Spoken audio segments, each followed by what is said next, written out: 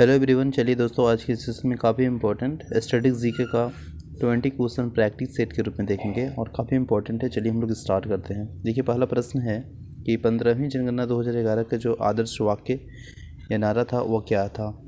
तो 15वीं जनगणना की अगर हम बात करेंगे तो आप सभी जानते हैं, अगर सबसे पहले अगर हम लोग देखने का प्रयास करेंगे, भारत में पहली बार जो जनगणना हुआ था वो कब हुआ था? 1872 में। किसके कार्यकाल में? लॉर्ड मेयो के कार्यकाल में। लेकिन अगर नियमित जनगणना की बात किया जाए तो आप सभी जानते हैं 1881 ईस्वी में हुआ था। किसके कार्यकाल में? बता दीजिए।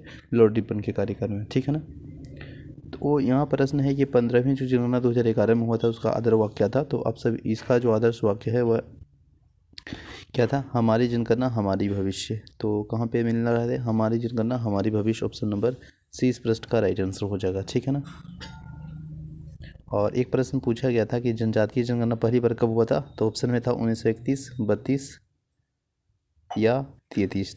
तो 1931 ईस्वी में हुआ था, ठीक है ना। ऑप्शन 1933 राइट आंसर हो जाएगा, ठीक है। भारत का जो प्रथम स्वदेशी नाभिकीय पनडुब्बी कौन है? तो भारत का जो प्रथम स्वदेशी नाभिकीय पनडुब्बी है वो INS अरिहंत है, जो कि ऑप्शन नंबर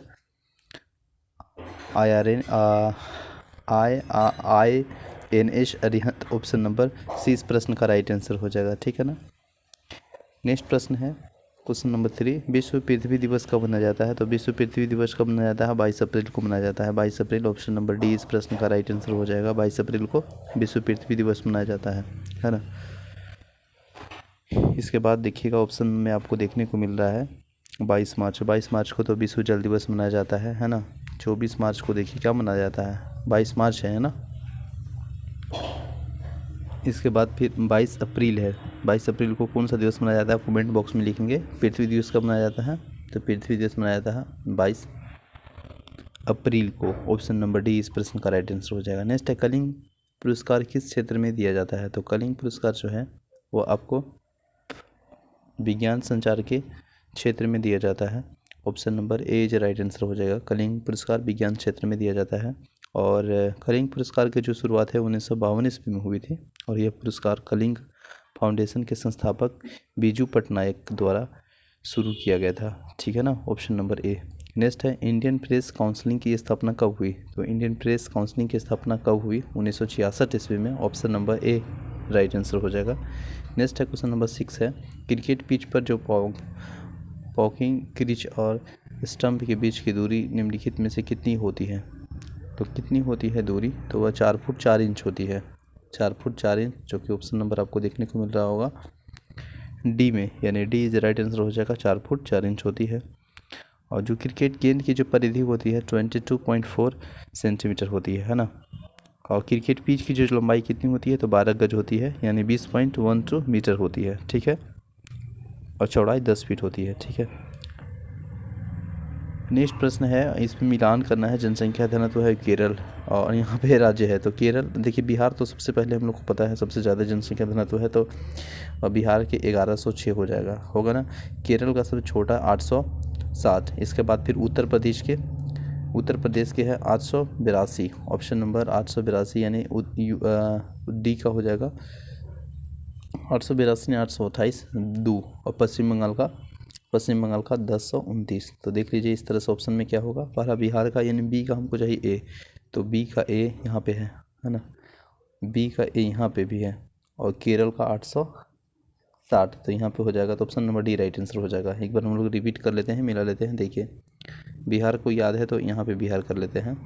1106 जनसंख्या घनत्व है। केरल का कितना है? 860 है। इस तरह से हो जाएगा, ठीक है ना। 860 यहाँ पे आ जाएगा। इसके बाद पश्चिम बंगाल का 1029। तो पश्चिम बंगाल 1029, उत्तर प्रदेश के 828, ठीक है। नेक्स्ट प्रश्न है निम्नलिखित में से कौन सा कथन असत्य है? इसमें देखना कौन सा कथन असत्य है। तो देखिएगा, तो केंद्रीय जो भेड़ और ऊन अनुसंधान केंद्र है ना वो बीकानेर राजस्थान में है, ये असत्य है। यह जो है राजस्थान में वो नहीं है, बल्कि केंद्रीय भेड़ और ऊन अनुसंधान संस्थान राजस्थान के बीकानेर में है। तो ऑप्शन नंबर डी इस प्रश्न का राइट आंसर हो जाएगा। बाकी सभी सही है। वन अनुसंधान संस्थान देहरादून में है, क्योंकि वन में जाने में दूर लगता है, तो इस तरह देहरादून याद कर लेते हैं। भारतीय का सबसे बड़ा इंडोर स्टेडियम जो है स्टेडियम नई दिल्ली इंदिरा गांधी इंडोर रक्षा गाड़ी कारखाना जो कि defence vehicle factory Jabalpur Madhya Pradesh में है। ऑप्शन नंबर डी इस प्रश्न का राइट आंसर हो जाएगा। नेक्स्ट है सोज ए वतन पुस्तक के लेखक कौन है? सोज ए वतन पुस्तक के लेखक प्रेमचंद्र है। Option number B. नेक्स्ट है निम्नलिखित में कथन को देखना है कि सार बम यानी इस सार बम किस है ना सार बम किस देश के द्वारा बनाया गया सबसे बड़ा नाभिकीय बम था कि 50 मेगावाट वोल्ट था और इसका 30 अक्टूबर 1961 को परीक्षण किया गया था। तो देखिए इसमें दोनों कथन सही है। सार बम के बारे में अगर हम बात करेंगे तो देश की जो किसी भी देश की जो द्वारा बनाया गया जो है ना सबसे बड़ा नाभिकीय बम है जो कि 50 मेगावाट वोल्ट का था है ना। इनका सोवियत रूस द्वारा 1961 में परीक्षण किया गया था। तो option number C right answer हो जाएगा, दोनों सही है। इसका नेक्स्ट प्रश्न है। नेक्स्ट है 11 नंबर, निम्नलिखित में से कौन सा ज्वालामुखी प्रशांत ज्वालामुखी और ज्वालाकृत के अंतर्गत आता है? तो जो फ्यूजियामा ज्वालामुखी है प्रशांत महासागर के ज्वालामुखी कृत के अंतर्गत आता है जो कि ऑप्शन नंबर डी है। नेक्स्ट है देश है यहाँ पे खेल संबंधित है। जैसे ऑस्ट्रेलिया में जो खेल है वो कौन खेल है बताइए? ऑस्ट्रेलिया में आपको देखने को मिलेगा फेमस तो क्रिकेट है ना। इसके बाद जो है संयुक्त राज्य अमेरिका में बेसबॉल है ना। संयुक्त राज्य अमेरिका में बेसबॉल है। स्पेन में शाडो की लड़ाई है और जापान में जूडो है। तो जैसे जापान और जैसे जूडो तो डी का दू यहाँ पे भी है यहाँ पे भी है। तो ऑप्शन तो छाट नहीं सकते हैं। ऑस्ट्रेलिया की क्रिकेट तीन सभी में है। इसके बाद संयुक्त राज्य अमेरिका के बेसबॉल तो बी का फोर यहाँ पे है ना। तो ऑप्शन नंबर इस प्रश्न का सी राइट आंसर हो जाएगा। नेक्स्ट है भारतीय पेट्रोलियम संस्थान किस स्थित है? तो कहाँ पे स्थित है? ये स्थित है आपको देहरादून में। Option number C. Uber Cup किसके लिए दिया जाता है? उबेर कप किसके लिए दिया जाता है? उबेर कप महिला बैडमिंटन के लिए दिया जाता है। प्रश्न पूछा हुआ है ना, बैडमिंटन से संबंधित है कप। तो यह आपको उबेर कप महिला बैडमिंटन के लिए दिया था। ऑप्शन नंबर ए इस प्रश्न का राइट आंसर हो जाएगा, ठीक है ना। नेक्स्ट है डियागो गोर्सिया द्वीप किस महासागर में है? तो डियागो गोर्सिया जो द्वीप है वह आपको हिंद महासागर में है ना, हिंद महासागर में है। ऑप्शन नंबर सी। कंप्यूटर के निर्माता उपयोगकर्ता द्वारा एक बार प्रोग्राम किए जाने के बाद निम्नलिखित में से किसे संशोधित नहीं किया जा सकता है? तो यह ईप्रोम को संशोधित नहीं किया था। Option number A. नेक्स्ट है 2000 के जो भारतीय नोट है ना, भारतीय बैंक के नोट पर जो छापा मंगलयान क्या दर्शाता है, क्या इंडिकेट करता है ना? तो देखिए 2000 के जो भारतीय बैंक नोट पर छापा गया मंगलयान है वो अंतर्ग्रहणीय अंतरिक्ष में भारत के पहले उद्यम को दर्शाता है जो कि आपको ऑप्शन नंबर डी में देखने को मिल रहा है, ठीक है। नेक्स्ट है बिंदेश्वर मंदिर किस प्रकार के सामग्री से बना है? तो काफ़ी इंपॉर्टेंट प्रश्न है। बिंदेश्वर मंदिर जो कि ग्रेनाइट से बना है। बिंदेश्वर मंदिर आपको देखने को मिलेगा तंजौर में, या कहाँ पे है? तमिलनाडु में स्थित है। हिंदू मंदिर है। बिंदेश्वर मंदिर का निर्माण महाराजा राजा राम 985 से 1022 ईस्वी AD के द्वारा किया गया था, है ना। बिंदेश्वरी मंदिर भगवान शिव को समर्पित करता है। बिंदेश्वरी मंदिर का वास्तु जो है वो विवरण द्रविड़ शैली में संबंधित है। तो option number B right answer हो जाएगा, ग्रेनाइट से बना है। नेक्स्ट प्रश्न है अफगानिस्तान में राजनीतिक प्रणाली को किस नाम से जाना जाता है?